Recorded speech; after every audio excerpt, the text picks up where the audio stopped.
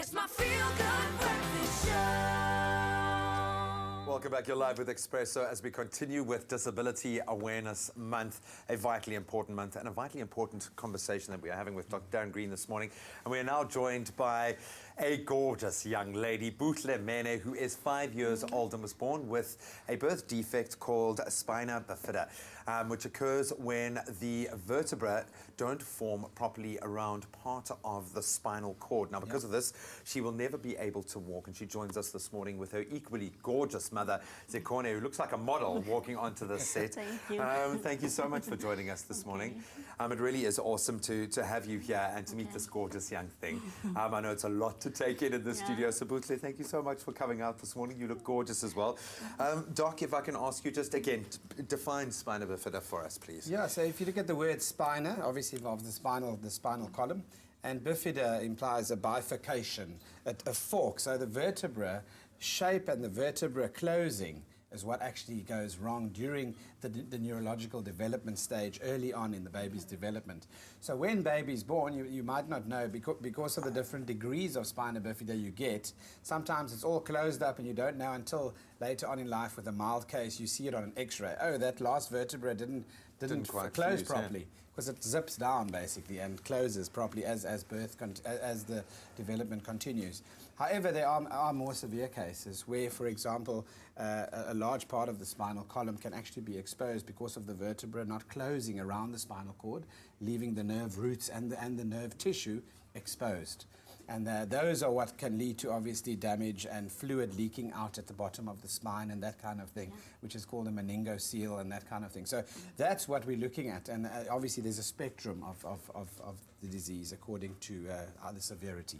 I know, I mean, I've asked you to explain 7 years of medical science in one day, and I'm going to ask you to do the same thing now as a parent. How challenging has it been to be a parent of Butley? I know you love her with all your heart, but how tough has it been?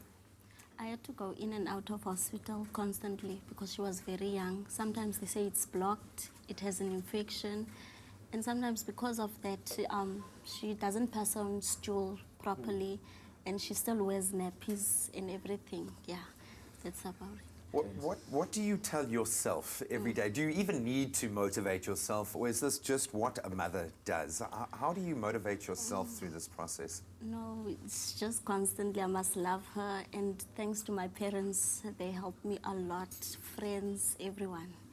That's the only thing I can say.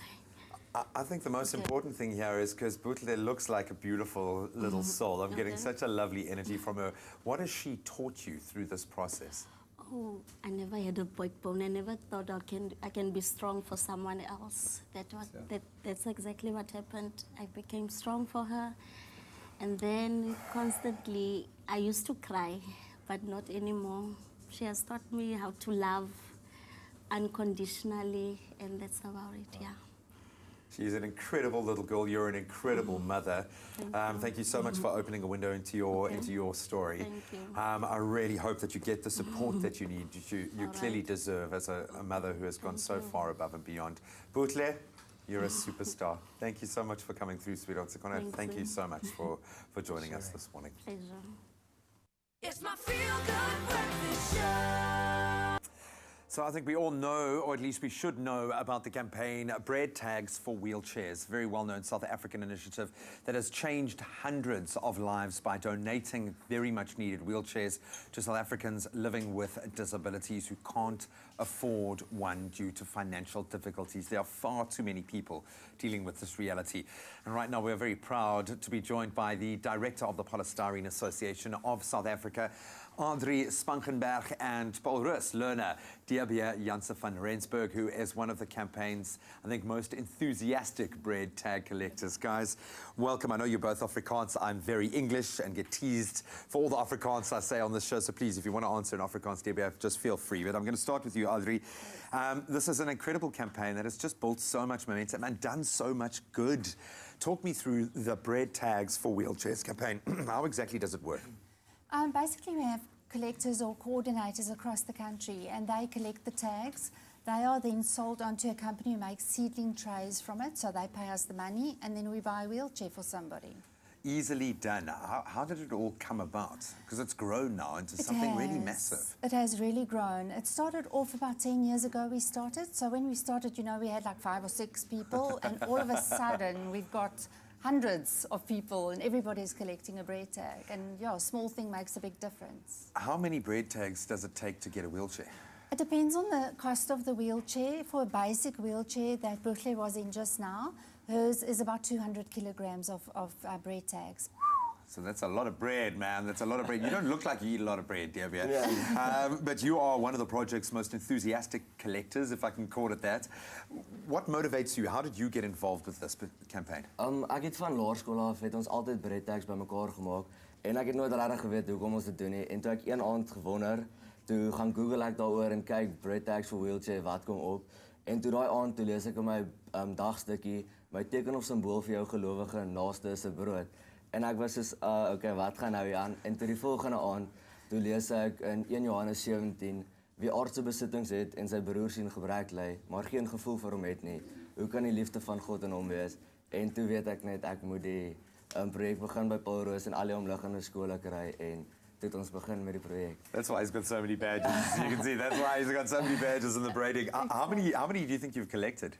Breadtags of Breadtags, yeah. Oh, We collected from him the other day and it was the whole car was full. Dude, that is so good. And we're going to get to see the fruits of those labors a little bit this morning. So I'm going to ask both of you to stick around. We've got something very special. You can see the goosebumps already rising on my arm, just thinking about what we're going to be doing. But loving where both of you have come from in this journey.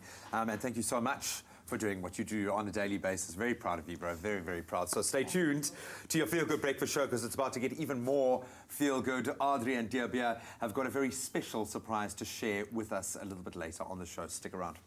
It's my Feel Good Breakfast Show. Welcome back. Thank you so much for tuning in. We have been talking about disabilities being Disability Awareness Month here in South Africa. I've been warning all the guests that I've got like new dad syndrome where I cry very easily and it might just happen right now. I'm going to welcome back Butley Benkosi Mene. Butley means beauty of God. Yes. Very fitting, very, very fitting in Zikona as well. We got just a little inside window into your story as well. And of course, Dearbia and Audrey have joined us now for bread tags from wheelchairs, and we've got a very special gift to give this beauty of God right in front of us. Please make your way in here if you can. So Butley, understanding that you have very specific needs, this custom-made wheelchair, courtesy of bread tags for wheelchairs, is now yours. That's your new ride. It looks absolutely amazing, guys. Just talk us through what you are providing for Butley, Audrey. We really want to help her and her mom get around much easier and making their life easier. So, you know, she has a lot of challenges, so we're very happy to help in every little bit we can. Dearbia, is there a message you would like to give this beautiful pair, seeing as you played such a big part in this process? Ek wil net vir haar sê sy moet sterk wees en die lewe gaan nie maklik wees nie, maar ons gaan haar kan deurdruk en ons gaan sterker daaruit kom. So sterk. Zikona, congratulations. I know it's just a small step in the right direction for you. I know you have a massive challenge ahead of you. But how do you feel? Is there anything you'd like to say? No, I'm very excited for the wheelchair that I got, and thank you very much because it will make life very easier for me so that she can go from A to Z and everything. Thank you. Oh, Butley. I know it's a lot to take in. Please send us lots of pictures. We are so proud of what you're doing and how strong you are and how strong you become through this process. Thank you so much for bringing this gorgeous young lady through to us, and thank you for opening your heart like you have. We really are so proud of you. Thank you so much. And guys, thank you so much. Just a small act can go a very, very long way. Thank you so much to everyone who's been a part of our discussion this morning, and hopefully this in some way also offers aid and support to you as parents and families also in this similar situation.